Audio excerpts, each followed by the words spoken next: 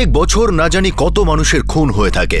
ঘৃণা, হিংসা, রাগ, এগুলো সেই সব বিষাক্ত আবেগ যেগুলো মানুষকে এটা ভাবতে বাধ্য করায় যে সামনের মানুষটাকে খুন না করলে সে কোনোদিন খুশি হতে পারবে না। কিন্তু কখনো কি এটা হতে পারে যে কেউ কাউকে মৃত্যুর দিকে ঠেলে দিয়ে নিজে শান্তিতে ঘুমিয়েছে? আইন তার শক্তি দিয়ে অপরাধকে আটকাবার সব রকম চেষ্টা করতে পারে, কিন্তু সত্যি এটাই যে আবেগ মানুষের চিন্তাকে পাগল হাতির মতো দৌড় করাতে পারে, যেটা মনুষ্যত্বকে চাপা দেয়, দয়াকে পিষে ফেলে। এই আবেগগুলোকে চিনতে পারা আর সঠিক সময়ে সেগুলোকে নিয়ন্ত্রণ করা অপরাধকে আটকাবার সবচেয়ে সঠিক পদ্ধতি। দুর্ভাগ্যবশত মানুষের চেতনা আর বুদ্ধিমত্তা কখনো কখনো বর্বরতার আক্রোশে চাপা পড়ে যায়।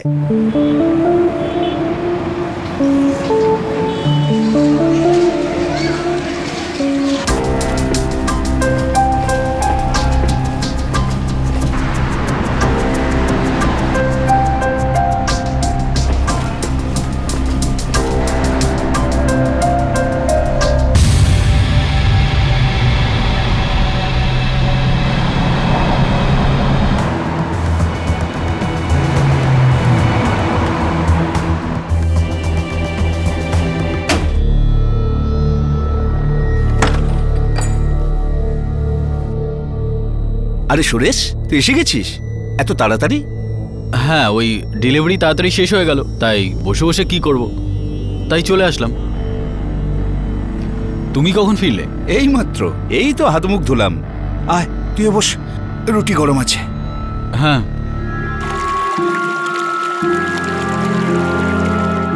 সবিতা, একটু এদিকে এসো তো। তুমি এসে গেছো? ভালোই হলো, আজ দুপুরে সবাই একসাথে খাবো। সব দিন তো আর হয় না। সবিতা, তাড়াতাড়ি এসো। মাছ জলের রানী রে, জলই ওর জীবন রে। আমার সোনা মা, যাও বাইরে গিয়ে পড়ো। হ্যাঁ, যাও মা, আমার সোনা মেয়ে। কি হয়েছে গো? এক্ষুনি আমি ওই রাজুকে বাইরে দেখলাম। হ্যাঁ, ও বাড়ি এসেছিল। রোজ আসে? দিল্লি এসেছিল কোনো কাজে। অনেক বড় রকমের কাজ চলছে। গত 6 মাস ধরে দিল্লিতেই পড়ে আছে। এরকম কি কাজ চলছে যেটা ওকে প্রতিদিন টেনে আনে তোমার কাছে? এই শোনো, মেরঠে রাজু আমার প্রতিবেশী, আর আমরা ছোটবেলার বন্ধু, এর চেয়ে বেশি আর কিছু নয়। সন্দেহের কোনো চিকিৎসা নেই। কিন্তু বন্ধুত্বের হয়, যেটা রাজুকে তোমার কাছে টেনে আনে। ছি, এসব কি বলছো? আমি বাইরে, বাবাও বাইরে, আর মেয়ে স্কুলে, আর মা সে তো দুপুরবেলা ঘুমোয়, আর তুমি ওই রাজুর সাথে। মুখ সামলে কথা বলো। তোমার কি লজ্জা শরম কিচ্ছু নেই? লজ্জা শরম তোমার হওয়া উচিত। যেদিন তোমার এই কুকীর্তি হাতে নাতে ধরবো না, সেদিন আমার হাতে লাগাম থাকবে না, চাবুক থাকবে, চাবুক। বুঝেছো?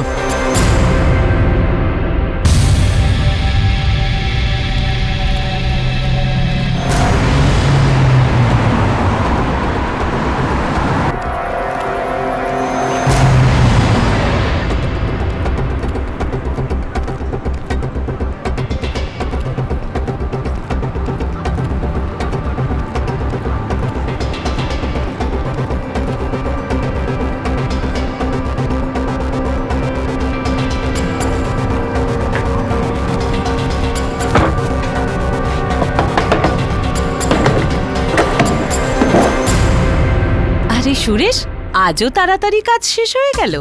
হ্যাঁ মা। কি ব্যাপার, কিছু হয়েছে নাকি? না, কিচ্ছু না।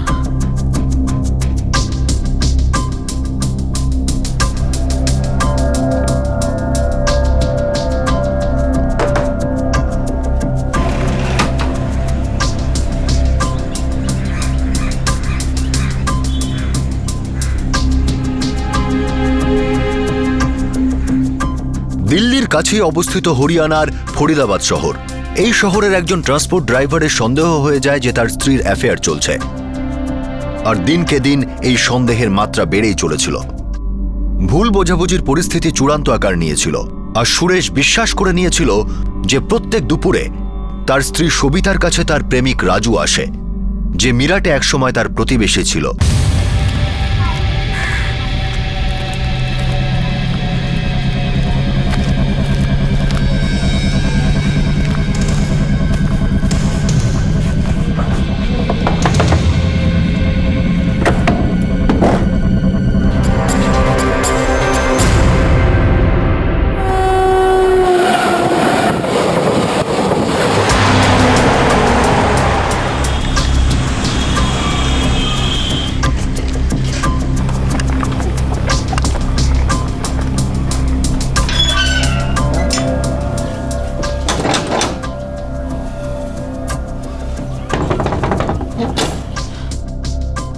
আরে আরে শুনছো, জামাই এসছে।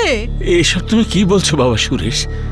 আমাদের মেয়ে একদম এরকম নয়। আমি শুধু এটাই জানতে চাইছি যে বিয়ের আগে ও কেমন ছিল। ওরা রাজুর মধ্যে সম্পর্ক ছিল না? একদম সত্যি বলবেন। না না বাবা, ও তো অনেক দিন ধরে আমাদের প্রতিবেশী। হ্যাঁ, ওদের মধ্যে সম্পর্কও তো রয়েছে অনেকদিন ধরে। না না, এরকম কোনো ব্যাপার নয় বাবা। ওরা দুজন ছেলেবেলার বন্ধু, একসঙ্গে বড় হয়েছে, ব্যাস, আর কিছু নয় বাবা। আমি বিশ্বাস করি না। না, বাবা আমার কথা শোনো বাবা।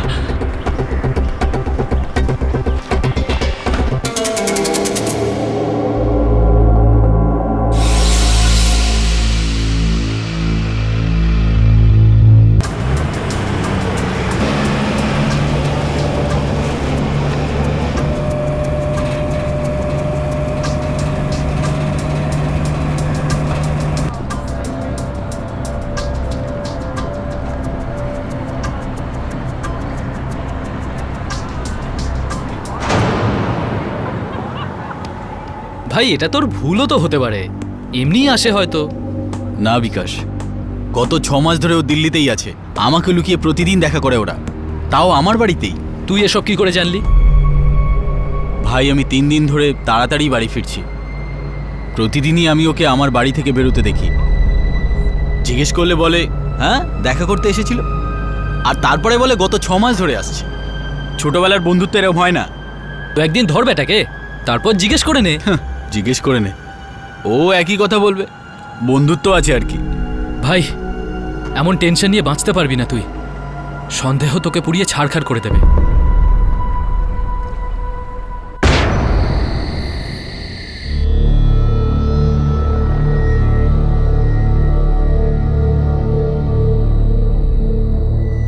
কি হয়েছে সুরেশ? তুই আজকাল খুব চিন্তায় রয়েছিস। না, আমি ঠিকই আছি বাবা। বাবা মায়ের উপর রাগ করেছে। কি হয়েছে বৌমা? তোমাদের মধ্যে ঝগড়া হয়েছে? ও তো কিছুই বলবে না। না বাবা, তেমন কিছু নয়।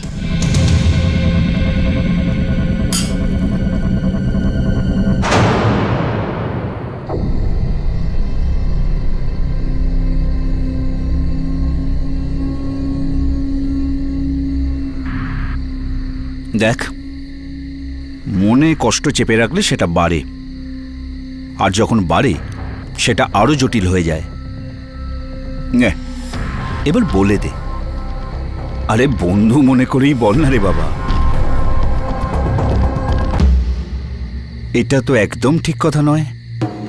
সেটাই তো, জিজ্ঞেস করলেই এড়িয়ে যায়, বলে ছোটবেলার বন্ধু। 6 মাস ধরে আসা যাওয়া করছে? দুপুর বেলাতেও, যখন বাড়িতে কেউই থাকে না? হ্যাঁ বাবা। ব্যাস, আজকের পর এই বাড়িতে ওর নামও কেউ করবে না। এরপর এ নিয়ে কোনো কথা হবে না, ঝগড়াও নয়। বাবা এটা আমার সম্মানের প্রশ্ন, আমি তো কথা বলবোই। তোমার সম্মানে তুমি নিজে কলঙ্ক লাগিয়েছো, প্রতিদিন নতুন কলঙ্ক। এসব বাজে কথা বন্ধ করো। আমার যদি কোনো খারাপ উদ্দেশ্যই থাকতো তাহলে রাজুর সাথে বাড়িতে দেখা করতাম না, বাইরে কোথাও দেখা করতাম। হয়তো শুরু ওখান থেকেই করেছো, কিন্তু ওখানে তো জানোয়ারের মতো সবকিছু করা যায় না, যেটা ঘরের 4 দেওয়ালের মধ্যে হয়। আমি আর কিচ্ছু শুনতে চাই না। আর আমিও শুনতে চাই না। যা শুনেছি তা যথেষ্ট। ওকে নিজের মেয়ে মনে করতাম, আরে এইভাবে আমাদের সবাইকে ঠকালো। আপনিও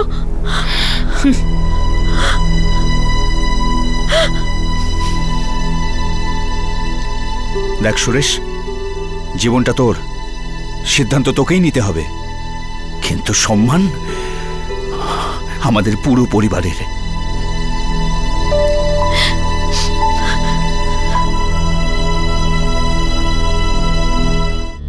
সুরেশের মাথায় এই কথাটা আঠার মতো আটকে গিয়েছিল যে তার স্ত্রী সবিতা তার সাথে বিশ্বাসঘাতকতা করছে। আর সবিতা বারবার শুধু এটাই বলছিল যে রাজু তার খুব ভালো বন্ধু, আর কিছুই না। সুরেশের মেল ইগো নড়বড়ে হয়ে গিয়েছিল, কিন্তু সে কখনো রাজুর সঙ্গে সামনাসামনি বসে কথা বলার সম্পর্কে ভাবেনি। আর তার কিছুদিন পর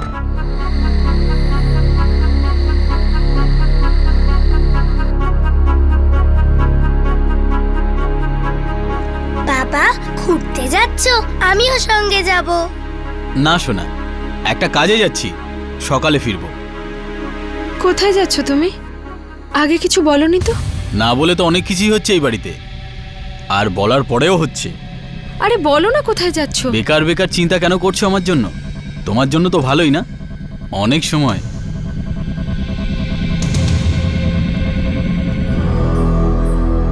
বাবা আমি আসছি, সকালের মধ্যে ফিরে আসবো, অনেকগুলো ডেলিভারি আছে। সাবধানে যাস বাবা, রাতের ব্যাপার তো। চিন্তা করো না।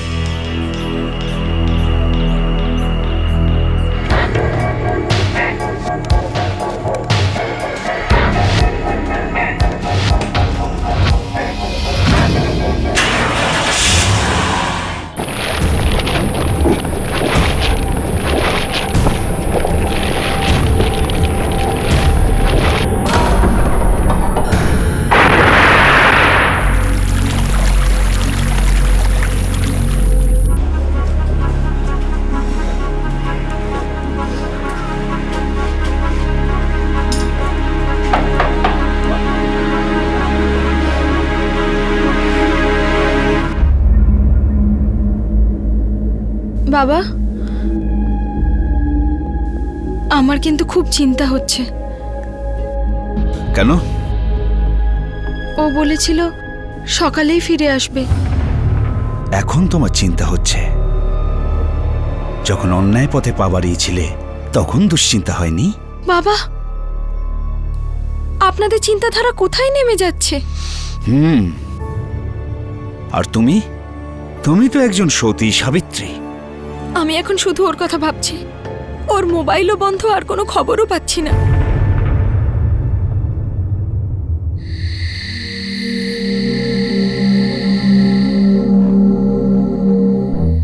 আপনার ডায়াল করা নম্বরটা সুইচড অফ আছে। কি হয়েছে গো? ফোন এখনো অফ হয়ে রয়েছে।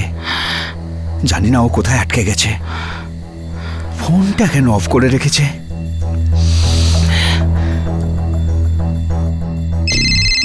এক মিনিট। হ্যালো বাবা বিকাশ, আমি সুরেশের বাবা বলছি। নমস্কার কাকু। বাবা, সুরেশ কি তোমার সাথে আছে? না তো কাকু, ও তো রতক গেছে মাল ডেলিভারি করতে। বলেনি আপনাকে? ওর তো আজ সকালেই ফেরার কথা ছিল। এখনো ও ফেরেনি, তাই খুব চিন্তা করছি। ওর মোবাইলটাও অফ আছে। দেখো বৌমা, সত্যি কথা বলো, তুমি আর তোমার রাজু মিলে আমার ছেলেটার সাথে খারাপ কিছু করোনি তো? ব্যাস বাবা ব্যাস, আমি আপনার কাছে হাত জোড় করছি। এসব কি বলছেন? একে তো আপনারা আমাকে এত বদনাম করছেন, আর এসব সহ্য হচ্ছে না বাবা। এই সহ্য অসহ্য তোমার কাছে রাখো। আমাকে ওই শয়তান রাজুর নাম্বার দাও। বাবা আমার কথা শুনুন। নম্বরটা দাও।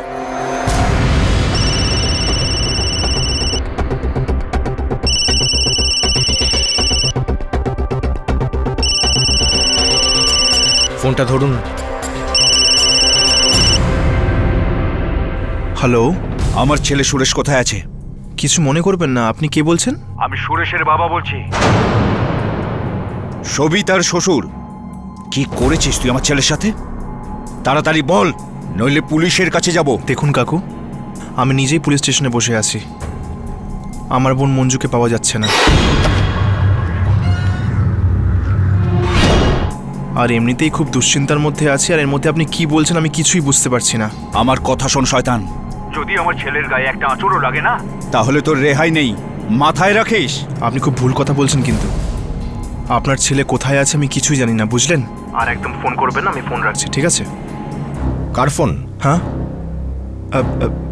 না কেউ না স্যার, মনে হয় কোনো পাগল। আপনি আপনার বোনের সম্পর্কে বলছিলেন, মঞ্জু, যে আজ সকাল থেকে নিখোঁজ। হ্যাঁ হ্যাঁ হ্যাঁ স্যার, আমার মা বাড়িতে একলা ছিলেন আর মঞ্জু বাজারে গেছিল। মা, বাজার যাচ্ছি, 8 ঘন্টায় চলে আসবো। আচ্ছা ঠিক আছে, তাড়াতাড়ি আসবি। এখনো বাজার থেকে ফেরেনি আমার বোন। অনেকক্ষণ ধরে ফোনে ট্রাই করছি, রিং বাজছে কিন্তু ফোন তুলছে না। দেখুন, যখন রিং হচ্ছে তখন সেলটা অন আছে, আর সেল অন থাকলে লোকেশন ট্রেস করা কোনো ব্যাপারই নয়, একটু সময় লাগবে। আচ্ছা একটা কথা বলুন তো, আপনার বোন কি নিজেই কোথাও চলে গেছে? অর্থাৎ কারোর সাথে পালিয়ে গেছে কি? দেখুন ইন্সপেক্টর সাহেব, যদি প্রেমের কোনো চক্কর থাকতো না তাহলে নিশ্চয়ই বলে দিত। আমরা ওর জন্য ছেলে খুঁজছি কয়েক মাস ধরে, আর ও কখনো মানা তো করেনি। আর হ্যাঁও তো বলেনি, তাই না? হতে পারে ভয় পেয়ে কোথাও গিয়ে লুকিয়ে আছে। দেখুন, আবার খেয়ালের বসে কোনো কিছু না করে বসে। আর এর অনেকগুলো অ্যাঙ্গেলও থাকতে পারে। আমরা সব দিক খতিয়ে দেখব।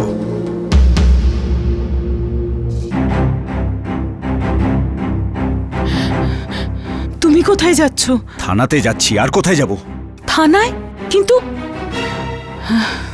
মা, বাবার কি কিছু হয়েছে? জানি না, আমি সত্যি কিছু জানি না।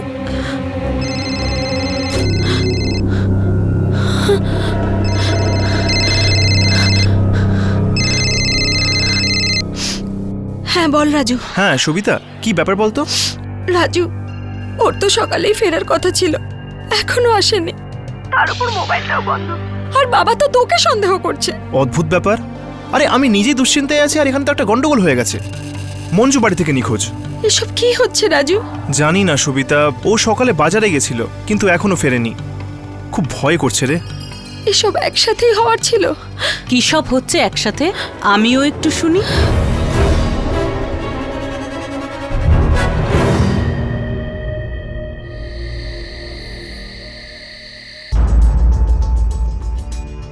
দেখুন, আসলে আমি এতটা চিন্তা কখনো করি না। আমার ছেলে সারা বছরই গাড়ি চালায়, দেরি মাঝে মধ্যে হয়েই থাকে। তাহলে ও গত কয়েকদিন ধরে দুশ্চিন্তার মধ্যে ছিল, সেই জন্যই আমার ভীষণ চিন্তা হচ্ছে স্যার। কি বিষয় নিয়ে দুশ্চিন্তায় ছিল আপনার ছেলে? আমার বৌমা, ও তার বাপের বাড়ির পুরনো প্রেমিকের সাথে সম্পর্ক রেখে চলেছে স্যার। এই সব কারণে আমার ছেলে ভীষণ চিন্তায় ছিল স্যার। ও বৌমার সাথে কথা বলে, বৌমার বাপের বাড়ি যায়, ওর মা বাবার সাথে কথা বলে, তারপর উধাও হয়ে গেল স্যার। ফোনটাও বন্ধ। আমার তো দম একেবারে বন্ধ হয়ে আসছে স্যার। কিছু করুন, ওকে খুঁজুন স্যার। দেখুন, আপনি সমস্ত বিষয়কে একসাথে গুলিয়ে ফেলবেন না। হয়তো ওর কিছুই হয়নি, হয়তো ওর গাড়ি কোথাও খারাপ হয়ে গেছে, হয়তো কোনো কাজ এসে গেছে। এক কাজ করুন, কাল সকাল পর্যন্ত অপেক্ষা করুন। সকালে ওনা ফিরলে আমরা ব্যাপারটা নিয়ে ভাবব। আপনি এখন নিশ্চিন্ত মনে বাড়ি যান।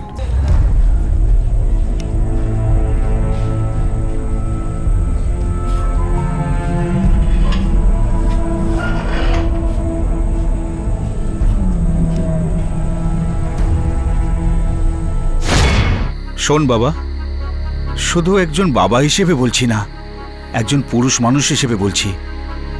ছেড়ে দে বৌমাকে, যেতে দে সবিতাকে। আরে তুই তো আরো অনেক ভালো ভালো মেয়ে পেয়ে যাবি। ও আমার সাথে বিশ্বাসঘাতকতা করলো, তাও পেছন থেকে।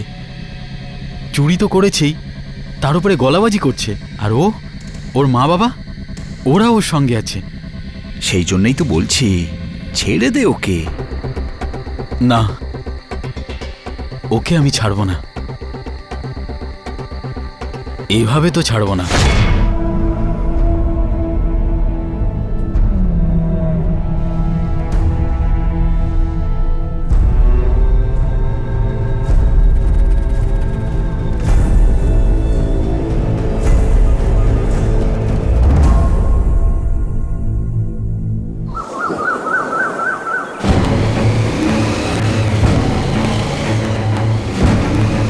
আরে ভাই শোনো, এই 16 নম্বর বাড়িটা কোন দিকে পড়বে? সামনের গলির 4 নম্বর বাড়ি।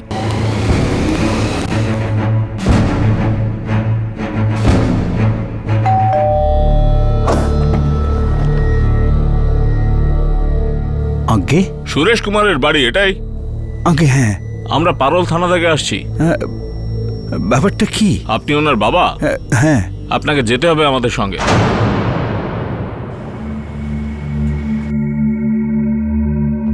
আসুন।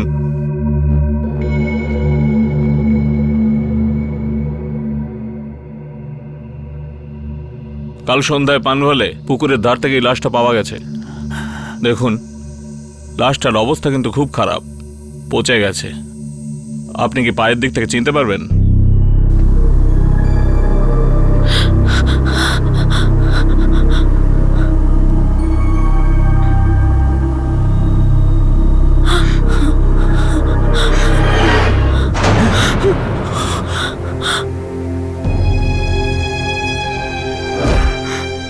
বাবা আমি আসছি।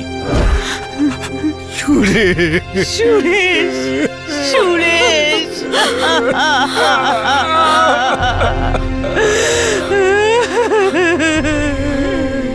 এই লাশের থেকে জিনিসগুলো পাওয়া গেছে, যার মাধ্যমে আমরা বাড়ির ঠিকানা পেয়েছি।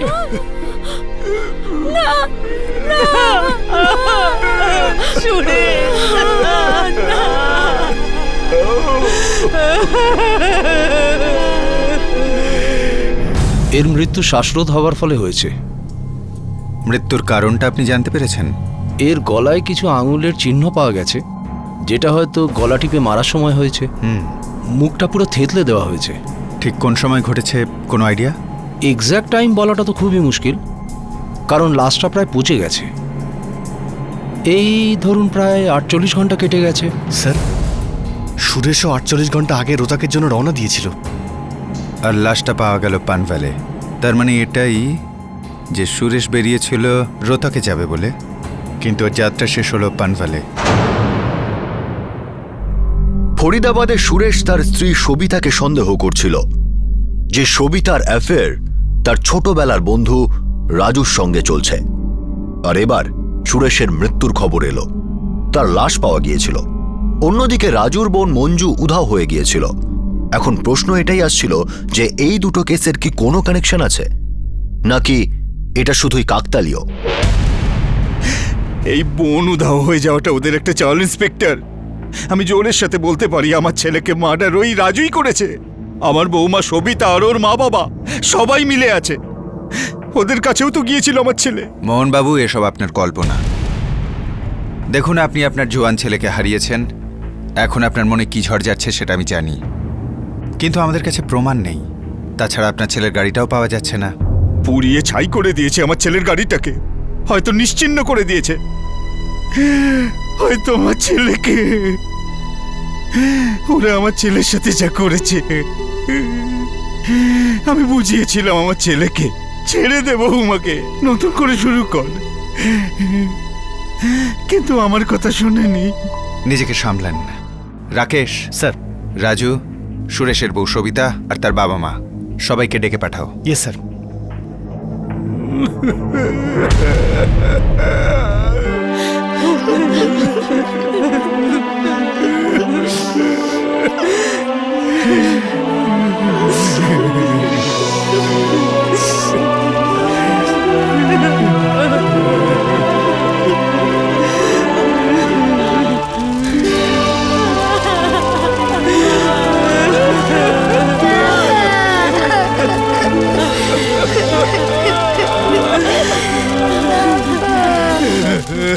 ओम ग्रह शांति, अंतरिक्ष शांति, आत्मा शांति, रोग दया शांति, वनस्पति शांति, त्रिदेव शांति। দাদু, মা বাবার সাথে এটা কিছুতেই করতে পারে না।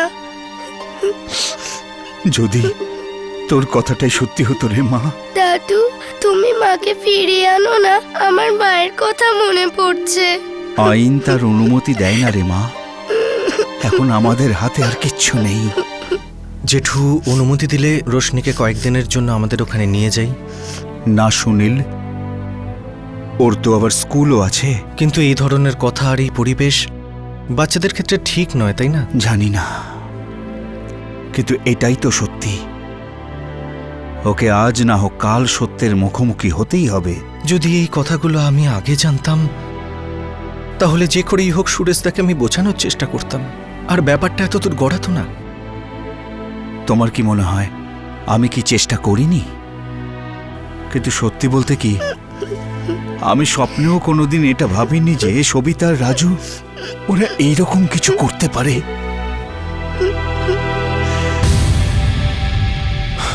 না স্যার, আমি সুরেশকে মারিনি। মেনে নিলাম তুমি খুন করনি। কাকে দিয়ে খুন করিয়েছ? সুপারিটা কাকে দিয়েছিলে? আমি কাউকে সুপারি টুপারি দিইনি। একে তো আমার বোন উধাও বাড়ি থেকে, ওকে নিয়ে দুশ্চিন্তায় আছি, আর আপনি বলছেন আমি কাউকে মেরেছি? আমি ক্রিমিনাল নই স্যার। আমি আজ অব্দি কারো কোনো ক্ষতি করিনি স্যার। একটা সুন্দর সংসার ভেঙে দাওনি তুমি? এটা একদম মিথ্যে কথা স্যার। আমি আর সবিতা শুধুমাত্র ছোটবেলাকার বন্ধু, আর কিচ্ছু নই স্যার। আর যবে থেকে ও বলেছে ওদের বাড়িতে না যেতে, আমি তখনই বুঝে গেছি যে কোনো একটা গন্ডগোল নিশ্চয়ই আছে। আর তবে থেকে আমি ওদের বাড়িতে পা অব্দি রাখিনি, আমাকে বিশ্বাস করুন। এক নম্বরের মিথ্যাবাদী তুই। 24 ঘন্টা সময় দিলাম তোকে, সত্যি সত্যি বলে দে সুরেশকে কি করে মেরেছিস, নইলে মেরে তোর হাড় গুঁড়িয়ে দেবো আমি, বুঝেছিস? না নিয়ে স্যার, যাও। না স্যার, এমনি করবেন না স্যার।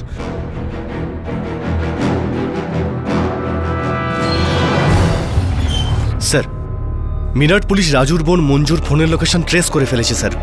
লোকেশন হলো বাজারপুর। সেলফোন অন আছে? না স্যার, সুইচ অফ আছে। সবিতা দেবী, ব্যাপারটা কি? আপনার স্বামী সুরেশের মার্ডার আর আপনার প্রিয় বন্ধু রাজুর বোনের নিখোঁজ হওয়া একই দিনে আর একই সময়, ব্যাপারটা কি? ভালো বন্ধু, ও সত্যি আমার ভালো বন্ধু স্যার। অন্তত আপনি এরকম বলবেন না। আর এটা কোনো ষড়যন্ত্র নয়। আপনি কেন বারবার একই প্রশ্ন করছেন? ওয়েলকাম টু বিটেন world. How may I assist you? নতুন ফ্ল্যাটের জন্য একটা স্ট্যান্ড ফ্যান আর কুলার নেব। এই পচা গরম থেকে একটু স্বস্তি চাই। বাজার চলতে সব ব্র্যান্ড তো আর ভরসাযোগ্য নয়। তার জন্য তো আমাদের ফ্যান আছে, all purpose bullet table fan, ceiling fan. আমাদের সিলিং ফ্যান কিন্তু 30 মাসের ওয়ারেন্টি সহ পাওয়া যায়। আছে ফারাটা 2 বছরের ওয়ারেন্টি, 17 থেকে 20 মিটার এয়ার ফ্লো, মধ্যবিত্তের সাধ্যের মধ্যে একমাত্র ভরসাযোগ্য ব্র্যান্ড বিটেন। আমাদের কুলারের কিন্তু অনেক range, 45 litres, 50 litres, 70 litres, 90 litres, 110 litres. Honeycomb সহযোগে বিটেনের সব কুলারের ওয়ারেন্টি 1 বছর। চেনা হাওয়ায় অচেনা অনুভূতির জন্য একমাত্র আদর্শ বিটেন। গরমে স্বস্তি পেতে বিটেনের ফ্যান হোক বা কুলার আজই আনুন বাড়িতে। Beaten, digitally yours.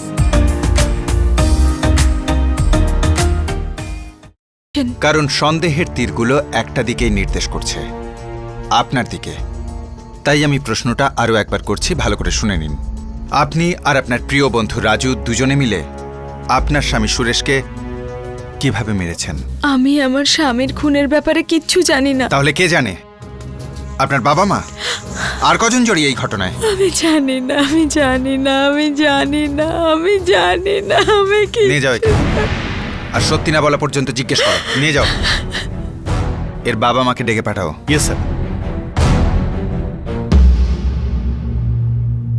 একটা কথা প্রথমেই জানিয়ে রাখি, যেটা বলবেন সত্যি বলবেন।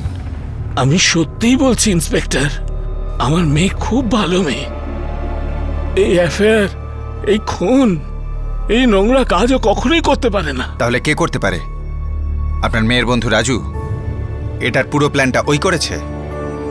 স্যার, আমরা তো শুধু এটুকুই বলতে পারি যে আমাদের জামাই সন্দেহ একদম ভুল ছিল। আর ও তার উপর সন্দেহ করছিল যে ওর বাচ্চার মা। মৃত সুরেশের মতোই পুলিশও সুরেশের স্ত্রী সবিতার বিশ্বাসঘাতকতার কোনো জোরালো প্রমাণ পাচ্ছিল না। আর এই বিষয়ে কোনো প্রমাণ ছিল না যে সবিতা আর রাজু মিলেই সুরেশকে খুন করেছিল। কিন্তু সুরেশের সন্দেহ, দুটো পরিবারের মধ্যে বিদ্বেষ, রাজুর বাড়িতে আসা যাওয়া, এই সব কিছু একটা ষড়যন্ত্রের দিকে ইঙ্গিত করছিল। কিন্তু কি সেই ষড়যন্ত্র যেটা খুব কৌশল করে পর্দার আড়ালে রাখা হয়েছে? প্রথমত সুরেশের গাড়ি এখনো পাওয়া যায়নি স্যার। আর দ্বিতীয় কথা স্যার, যে রাতে সুরেশ বাড়ি ফেরেনি সেই রাতে সুরেশের বউ সবিতা আর রাজুর মধ্যে ফোনে কথাবার্তা হয়েছিল। এটা আমাদের রেকর্ডেও রয়েছে আর ওরা স্বীকারও করেছে। যদি এই খুনটা ওরা দুজনেই করে থাকে, মানতে হবে কোনো প্রমাণ ছাড়েনি। একদমই স্যার। আমি ওদের দুজনের ফোনের রেকর্ড বারবার চেক করেছি, সমস্ত নাম্বারে কথা বলেছি, কিন্তু কোনো সূত্র পাইনি স্যার। রাজুর বোন মঞ্জুর কেসটা কি হলো? স্যার, ওকেও সুরেশের গাড়ির মতো খুঁজে পাওয়া যাচ্ছে না স্যার। একটা কথা আমি বুঝতে পারি না, যখন দুজন মানুষের মধ্যে মতের মিল হয় না, তখন একসাথে বসে আলোচনা করে ব্যাপারটাকে সহজে মিটিয়ে নেয় না কেন? আর তাতেও যদি ওই সমস্যার সমাধান না হয়, তাহলে ওই সম্পর্কটা শেষ করে নতুন জীবন শুরু করুক। কিন্তু ওরা সম্পর্কটাকে শেষ না করে একে অপরের জীবনটাকে কেন শেষ করে দিতে চায়? এই ভুলটা কেন ওরা করে? আমাদের আইন দোষীকে তো শাস্তি দিতে পারে, কিন্তু আমাদের আইন কি অপরাধীর মস্তিষ্কে ঢুকে ওই চিন্তাটাকে কি শাস্তি দিতে পারে, যেটা ওকে উস্কায়, ওকে অপরাধের দিকে ঠেলে দেয়? ওটা তখনই সম্ভব স্যার, যখন মানুষ নিজেই আইনকে সম্মান করা শিখবে। হয়তো এটা সম্ভবই না স্যার। কারেক্ট। তাহলে স্যার এফআইআর আর চার্জশিট ফাইল করি। সবিতা, রাজু আর ওর বাবা মায়ের বিরুদ্ধে চার্জশিট তৈরি করো।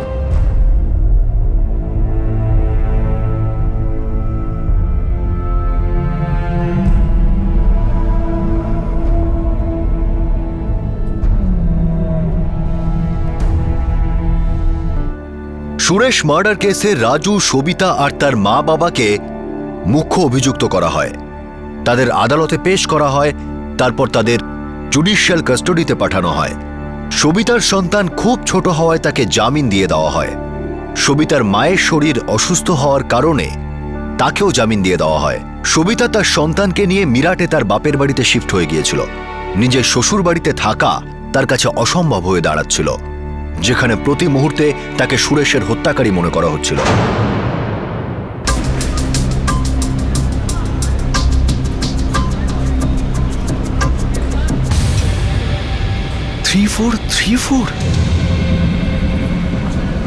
এটা তো দাদার গাড়ি।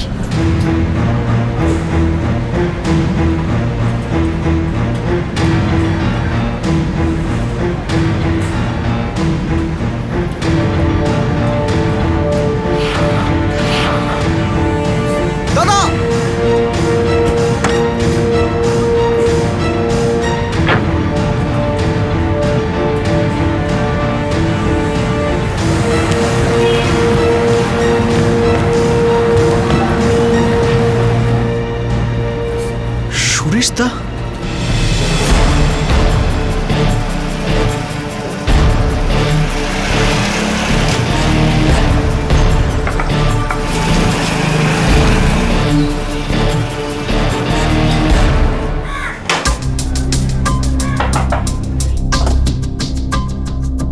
সুনীল। জেঠু, জেঠু আমি সুরেশদাকে দেখলাম। কি পাগল হয়ে গেছিস তুই? আমার সুরেশ মরে গেছে। না জেঠু, আমি সুরেশদাকেই দেখেছি। ও ওর গাড়িতে বসে নিজেই ড্রাইভ করে গেল।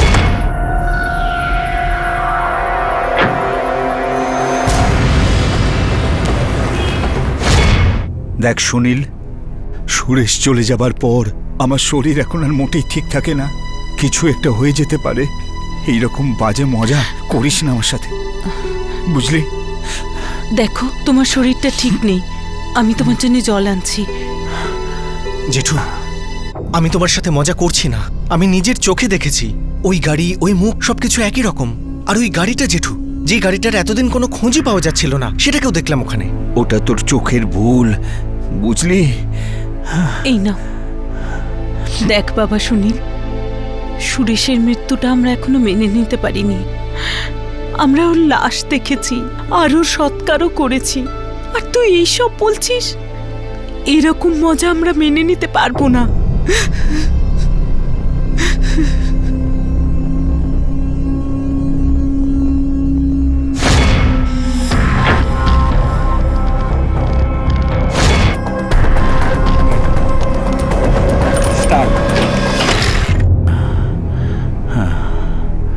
এখন কেমন লাগছে?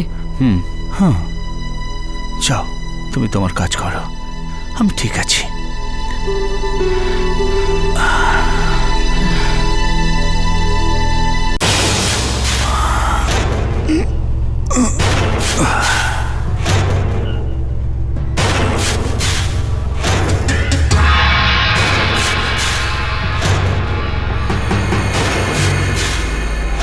হ্যালো হ্যালো, এটা কি করছিস তুই? কি হয়েছে? কি হয়েছে? তোর খুড়তুতো ভাই সুনীল তোকে দেখে নিয়েছে। এটা তুমি কি বলছো বাবা? আমি ওকে যা হোক করে বুঝিয়ে দিয়েছি, বলেছি তুই অন্য কাউকে দেখেছিস হয়তো। ও কি সেটা বিশ্বাস করেছে? বিশ্বাস করুক আর না করুক, তুই শুধু এইটুকু মনে রাখ, যদি দ্বিতীয়বার এরকম হয় না, তোর অবস্থা খারাপ আছে। সাবধানে থাকিস সুরেশ, না হলে কিন্তু অনেক বড় মূল্য দিতে হবে তোকে। পুলিশ সুরেশের খুনের পিছনে ষড়যন্ত্রের গন্ধ পেয়েছিল, কিন্তু সুরেশ তো বেঁচে ছিল। আর এই চমকপ্রদ ব্যাপারটা একটা নতুন ষড়যন্ত্র প্রকাশ্যে এনে দিয়েছিল। এখন প্রশ্নটা ছিল যে এই নতুন ষড়যন্ত্রকারীটা কে? সুরেশের নকল মৃত্যুর 2 মাস পর রাজু, সবিতা আর তার পরিবারের বিরুদ্ধে খুনের অভিযোগে চার্জশিট ফাইল হয়। রাজুর বোন মঞ্জুকে তখনও পাওয়া যায়নি। আর তখনই এক ব্যক্তি বলছিল যে সুরেশ বেঁচে আছে, তাকে কনফিউজ করারও চেষ্টা করা হয়। এখন একটা নয়, অনেকগুলো প্রশ্ন চিলের মতো উপরে ঘুরে বেড়াচ্ছে। সুরেশ যদি বেঁচে ছিল তাহলে পুলিশ কার লাশ পেয়েছিল? আর সুনীল যাকে সুরেশ ভেবেছিল, সে কি সত্যি সুরেশ ছিল?